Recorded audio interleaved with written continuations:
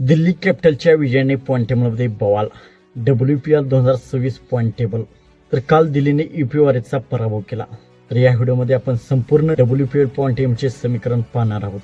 तर मित्रांनो, मी आहे सोमनाथ सरगर. आपण पाहतात क्रिकेट मराठी. मित्रांनो, WPLचे आतापर्यंत 7 सामने झालेले आहेत. या 7 सामन्यामध्ये मोठा धिंगाणा, मोठा राडा झालेला आहे.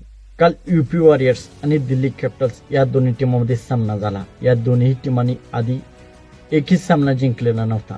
तर काल दिल्लीने आपले खाते उघडलेले आहे आणि दिल्लीची टीम पॉईंट टेबलमध्ये आता 4थ्या क्रमांकावरती गेलेली आहे.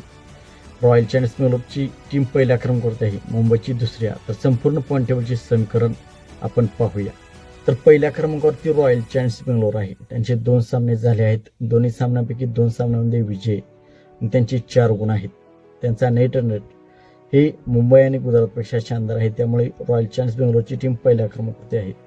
दुसऱ्या क्रमांकावरती मुंबई इंडियन्स आहे. मुंबई इंडियन्सचे 3 सामने झाले आहेत. 3 सामन्यांपैकी 2 सामन्यांमध्ये विजय आणि एका सामन्यामध्ये मुंबई इंडियन्सचा पराभव झालेला आहे आणि मुंबई इंडियन्सचे 4 पॉईंट आहेत. तर तिसऱ्या क्रमांकावरती गुजरात जायंट्स. गुजरातचेही 3 पॉईंट झाले आहेत. 2 सामन्यामध्ये विजय आणि एका सामन्यामध्ये पराभव. त्यांचे 4 पॉईंट आहेत. बेंगलोर, मुंबई आणि गुजरात या 3 टीमांचे 4-4 पॉईंट आहेत. परंतु बेंगलोरचे नेट हे शानदार असल्यामुळे बेंगलोरची टीम पहिल्या क्रमांकावरती आहे. दिल्लीने की एका सामन्यामध्ये विजय आणि 2 सामन्यामध्ये त्यांचा पराभव झाला आहे. त्यांचे 2 पॉईंट आहेत. UPचे 3 सामने झाले आहेत. 3ही सामन्यामध्ये त्यांचा पराभव झालेला आहे.